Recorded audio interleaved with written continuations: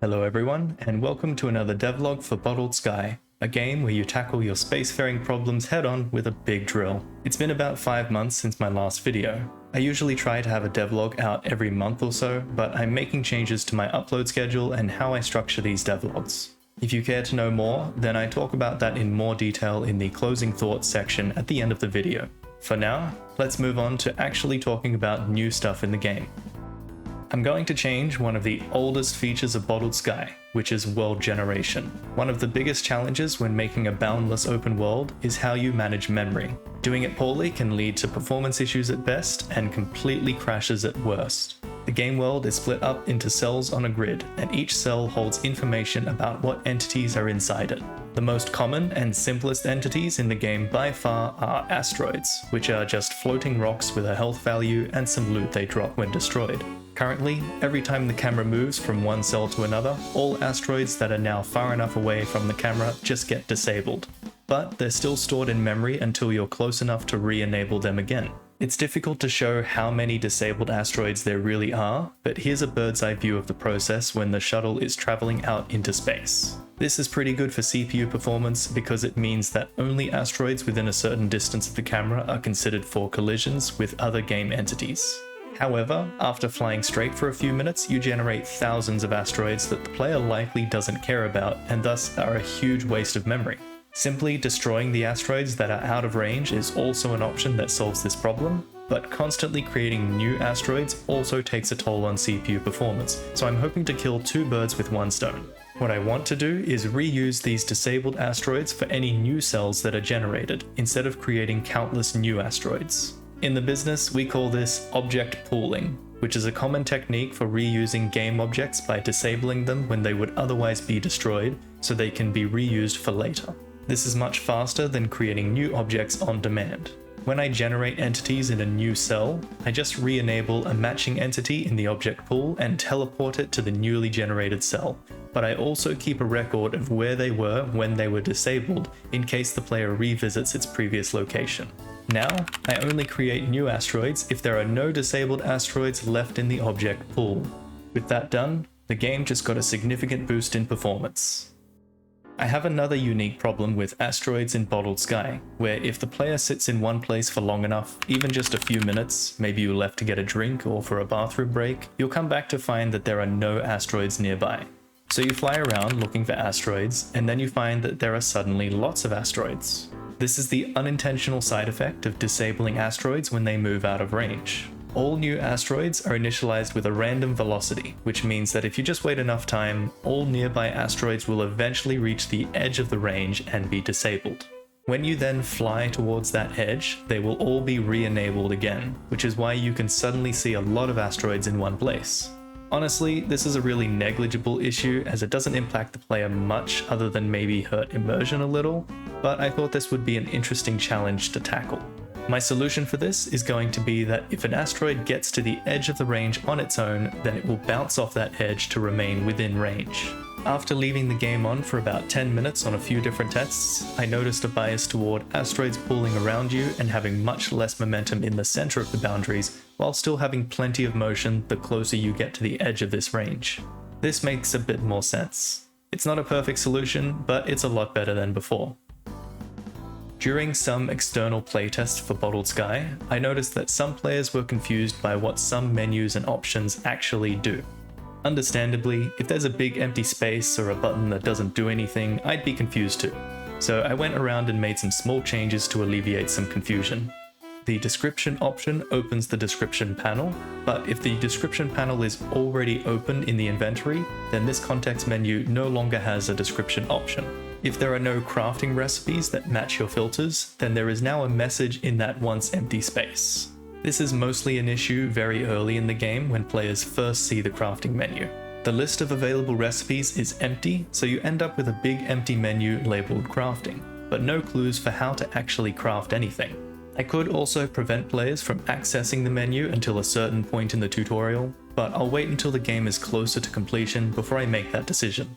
Next, I changed the messaging of this filter to be clearer and have it off by default. Uncraftable recipes now have a darkened icon and a faint red cross. I already had a sound effect for when you fail to craft something, but if you didn't notice the audio cue or had volume muted, then it was just confusing. These changes are designed to make it easier for newer players to understand the game, and easier for more experienced players to see your options at a glance. Finally, I've made additions to the crafting system to better support crafting multiple items at once. I haven't created the UI to allow players to do it yet, but this will be a feature in a later update. This is far from the only changes I'll need to make to these menus, but I'll wait until I have more content and have conducted more external playtests before I do anything else. One feature I've been promising for a long time to add to Bottled Sky is being able to dodge attacks with abilities. During both the initial boost animation and the backflip animation, you now ignore attacks, and as a bonus, you can also pass through other objects for easier repositioning. I figured I would try a crude implementation where your entire hitbox is just turned off during the animation. This will definitely have to be changed in future if I add large solid objects you're not supposed to pass through, but I don't have any yet, so I'll get plenty of time to test this in combat and flying around in general. The timing on both of these are quite generous at the moment, giving you invulnerability for nearly a full second and no cooldown between uses. The only limiting factor is that each use costs some of this stamina bar.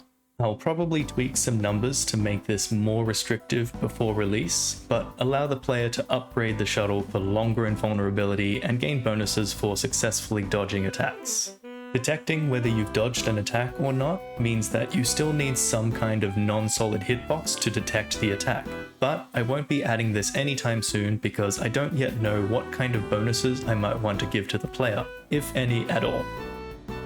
Here's a really big addition to the Chomper enemy in Bottled Sky. I created this enemy over a year and a half ago, but I kind of left it unfinished. Whenever you encounter one, you will find it just sits in one spot minding its own business until it feels you've invaded its personal space for long enough and politely tells you to leave it alone. All enemies in the game are supposed to feel like living creatures with behaviours outside of combat. I wanted Chompers to be weak melee range enemies with just one simple attack, which is appropriate for new players experiencing Bottled Sky's combat for the first time. However, the real challenge of this enemy will come later when you start seeing them in groups. I've now made it so that Chompers will explore the world and form flocks that travel together. Coding that interaction took a while, but the real challenge is organizing them and making combat feel fair for the player when your primary source of damage is this single target drill that locks you in place. You might think the key would be to give the player the ability to use ranged attacks to whittle down the group while keeping your distance. That works, and the player will likely have this option available to them, but it won't be a core ability available from the start of the game, and I don't think this will be a fun strategy when fighting every group of enemies you find. If I stick with the shuttle's core drilling abilities, I think a more interesting idea is to organize their attack pattern such that the player can easily recognize windows of opportunity where you can attack without much retaliation. Here's my solution. Instead of having the whole flock swarm the player at once, a large flock splits into two smaller groups which keep their distance from their prey. Each group sends in one Chomper to attack in coordination with each group before returning to their groups and cycling in a new attacker. If the player can time a dodge just right and having each attacking Chomper hit each other, they will be stunned and give the player enough time to retaliate. It took quite a bit of time to make these flock behaviours feel right, but it was certainly a fun design challenge. In very open spaces with lots of moving obstacles like the world of Bottled Sky, I can't use traditional pathfinding algorithms like Dijkstra or A-star because those require nodes of some description with paths between them. Right now, whenever I want an enemy AI to move from point A to point B, they will barge through and push aside everything until they reach their destination. Sometimes, that's exactly what I want the enemy AI to do, especially during combat when I want them to tunnel vision on their prey. It makes their behavior easier to understand for the player and therefore more predictable, allowing the player to more effectively strategize once they've learned the behavior of a particular enemy. However, outside of combat, I'd like some enemies to behave as if they're a bit more careful and will duck and weave around asteroids as best as they can. I want them to behave more like wildlife than enraged killing machines. To accomplish this, I took some inspiration from an algorithm called Boids, which was designed to mimic the movement of flocks of birds or schools of fish. The main differences in my case is that there are a lot of obstacles and each enemy AI does not try to align its target direction with other enemy AI like voids do. I made the enemy AI aware of any solid objects nearby that it should avoid. The AI will always have a direction it wants to move towards, but that direction can then be steered away from obstacles depending on how close the obstacle is and the direction to it. In some cases, obstacles are ignored, such as if they are behind the AI's target direction, or if the AI has a specific target location that it has almost reached, and it will just push away any remaining obstacles.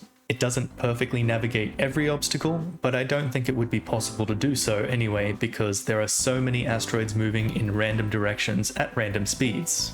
In the end, it took a lot of testing and iterations, but I'm really happy with the results and now I can make any AI seem more alive and part of the game's world. That's it for the new features. I'm now going to talk about the delay since the last upload, so you can skip the rest of the video if you're not interested. First off, I want to acknowledge that I've broken a streak that I've been trying to uphold for over 2 years now. When I started this series, I set a challenge to myself to learn video editing and release a devlog for this series roughly every month. Some videos were a bit late and some were a bit early as I didn't care about the exact upload date, but my last upload was about 5 months ago, so I'd like to take a moment to explain why that is and what I've been planning. Every video I made became a deadline to get something significant done, where significance is defined as being interesting enough to talk about in a video. Generally, my process was to just work on the game for 3 to 4 weeks, and then before the end of the month, I just look back at what I've made recently and write a script about the most interesting changes to the game. There's quite a lot of interesting details to talk about when it comes to designing a game, but I'm not just designing the game, I'm developing it too. Sometimes developing a feature takes longer than expected, and to meet a deadline I will skip some parts and only show what's been finished.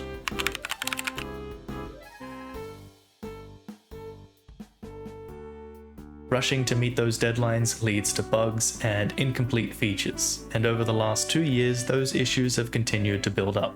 The last video I made was about fixing the backlog of bugs that I'd kept track of. After making that video, I decided to thoroughly test everything in the game and note down every bug and half-finished feature.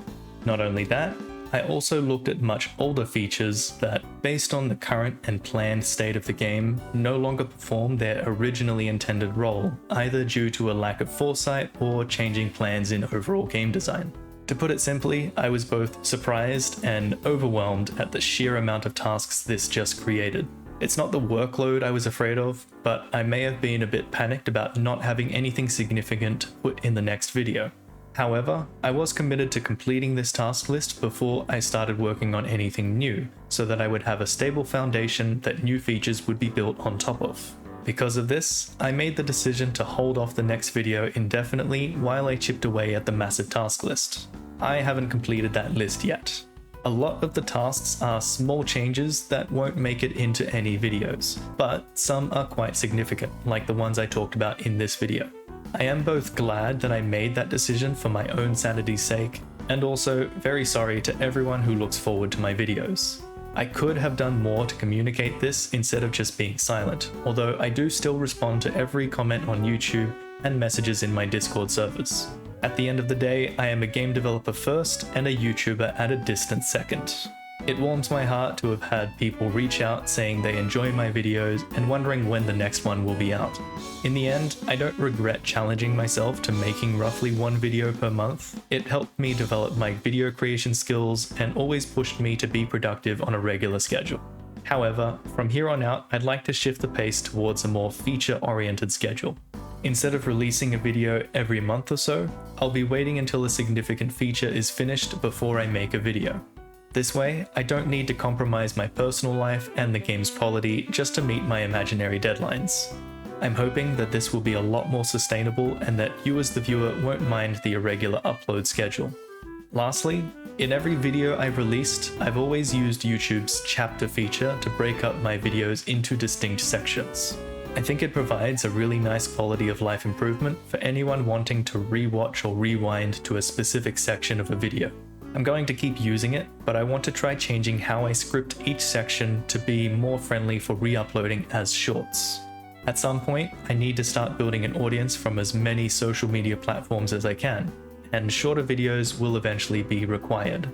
I'll do my best to make sure the transition between sections isn't too jarring, but it will be a slight departure from my usual scripting habits. Thanks for the support, everyone. As usual, if you're interested in joining the community or asking me questions, I highly recommend joining one of my Discord servers linked in the description. Don't forget to like the video and leave a comment to support the channel. Thanks for watching, that's all for now, and I'll see you later.